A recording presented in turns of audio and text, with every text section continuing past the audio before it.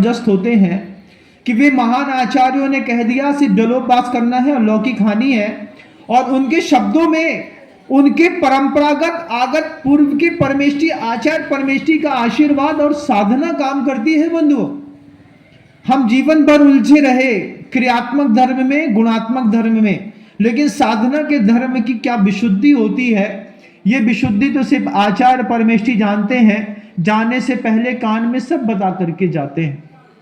अगर आपको लगता है, बहुत सारी ब्रह्मचारियों को या ब्रह्मचारियों को लगता है, साधु साध्वियों को लगता है कि हमारे एक ही आचार्य थे, तो जिसको अपने पैर पर कुल्हाड़ी मारनी है वो निसंकोच अपने पैर पर कुल्हाड़ी मार सकता है, लेकिन जिसको शासन में अभी भी अपनी समाधि और संलेखना करनी है, उनको नए आचार्य को बहुमान पूर्वक अपने माथे के ऊपर बैठाना पड़ेगा।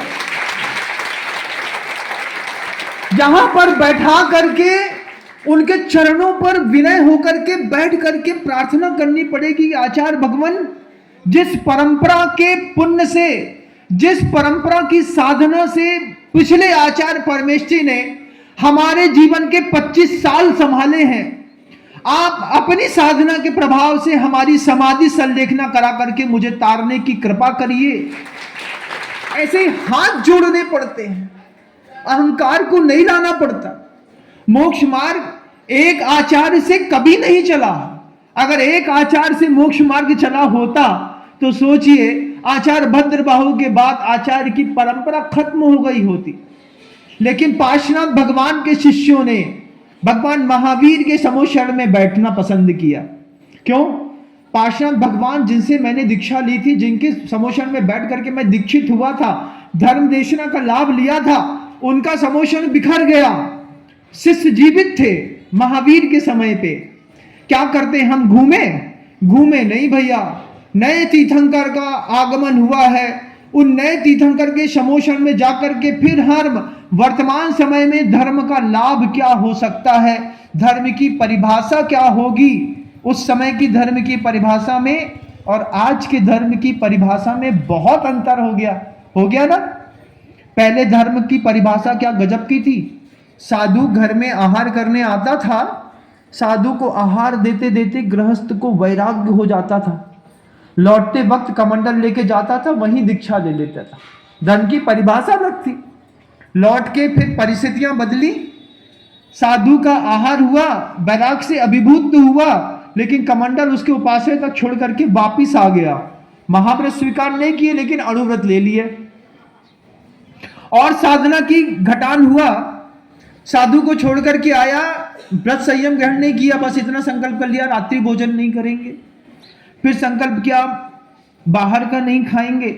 आज परिस्थितियां धर्म की कैसी हैं कि इतना बताना पड़ता है साधुओं को, थोड़ा सा संकल्प कर लो कि मांसाहार नहीं करोगे। कितनी गिर गई ना परिस्थितियां। कहां साधु मोक्ष मार्ग तो बंद कर ही लिया है, साथ ही साथ मुक्ति के रास्ते पर बड़ी बड़ी खाइयां भी खोद ली हैं।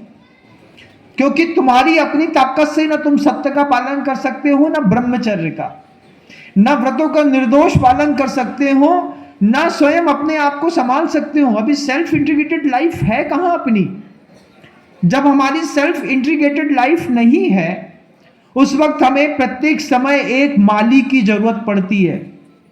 मालिक की नहीं, माली की। माली का काम है, उपवन में जाता है। वन में और उपवन में क्या अंतर होता है बताओ? वन में पेड़ों को स्वतंत्रता है, जहां चाहे अपनी शाखाएं बढ़ा ले, टेढ़ा मेढ़ा एड़ा बेड़ा कहीं भी खता खड़ा हो जाए, कोई बना नहीं है क्योंकि वन है। लेकिन उपवन में क्या होता है? सब कुछ सलीके का होता है। हरी पत्तियों का फूल भी लगा है, माली उसमें 24 घंटे बड़ी वाली कैंची लेकर के क्या करता रहता है? Cut cut cut cut cut cut, घास काटता है, पेड़ काटता है, डगाल काटता है, पत्तियां छीलता है, टहनियां तोड़ता है, फूल मरोड़ता है, ऊपर से काट देता है। फिर कमाल क्या होता है? जितना तोड़ता, काटता, पीटता, कूटता है, उतना ही सौंदर्य पूरे के पूरे उपवन का बढ़ता चला जाता है। गार्डन में क्या करते हैं? आचार्य एक माली के जैसे होते हैं। कि किसी भी साधक ने संयम ग्रहण किया है, किसी भी साधक ने व्रत ग्रहण किया है, उसके व्रतों के संवर्धन के, परिवर्धन के, परिवर्तन के नए नए आयाम उसको देते रहते हैं। और वो आयाम भी आपके संवाद से मेरी बात गहरी है, मुझे ऐसा लगता है। पीछे महिलाओं को सुनना नहीं है, उसके बाद भी मौन रहिएगा, क्योंकि मैं शब्दों को बहुत जल्दी छोड़ दूंगा, लेकिन आप एक बहुत अच्छी बात से वंचित रह जाएंगे। मौन की बहुत बड़ी कीमत होती है सभा में, हमेशा ध्यान रखिएगा। मैं खाली लोगों के बीच में कैमरे मात्र में बोलता हूं तो भी मुझे बहुत अच्छा लगता है, क्योंकि बाहर 50,000 लोग और सुनते हैं उस बात को। ये संबोधन मात्र आप तक सीमित नहीं है, ये संबोधन की दूरगामी प्रभाव है, उनको भी जाने दीजिए। ताली ना बजाइए, शांत बैठिए, सिर्फ बातों को सुनिए और समझिए, मौन से समझिए, आनंद आएगा आपको। आचार्यों ने क्या किया कि आचार्यों का काम माली के जैसा है, संवर्धन करने का, परिवर्तन करने का, पोषित करने का, पल्लवित करने का। लेकिन हमारे अहंकारी मन ने, चूंकि अभी तक हमने गुरुदेव की उपासना की है, सिर्फ आपने नहीं की है, हमने भी की है। हमने भी 25 साल से लगातार गुरुदेव को अपना परमात्मा समझ करके उनके चरणों पे समर्पित जीवन किया। लेकिन आज हृदय इस बात से लिए प्रफुल्लित है कि गुरुदेव एक और नए गुरुदेव दे करके गए। वे भी त्याग में, संयम में, तपस्या में, आराधना में, साधना में, उपासना में, धर्म को वृद्धिंगत करने में, साधुओं की वैयावृत्ति करने में एक अच्छा आचार महावैद्य होता है। हमने गुरुदेव को कितनी बार देखा, घोर से घोर पीड़ाएं शरीर में होती रही, कभी उन्होंने अपने शब्दों से मात्र इतना कहा, देखो जलोपवास कर लो, 2-3 होंगे, सब ठीक हो जाएगा। डॉक्टर कहता था सलाइन चढ़ेगी, डॉक्टर कहता था इंजेक्शन लगाने पड़ेंगे, डॉक्टर कहता था ऑपरेशन करने पड़ेंगे। गुरुदेव ने कहा लौकी खानी है और जलोपवास करना है, इतने में सब ठीक हो जाएगा, मेरा आशीर्वाद है।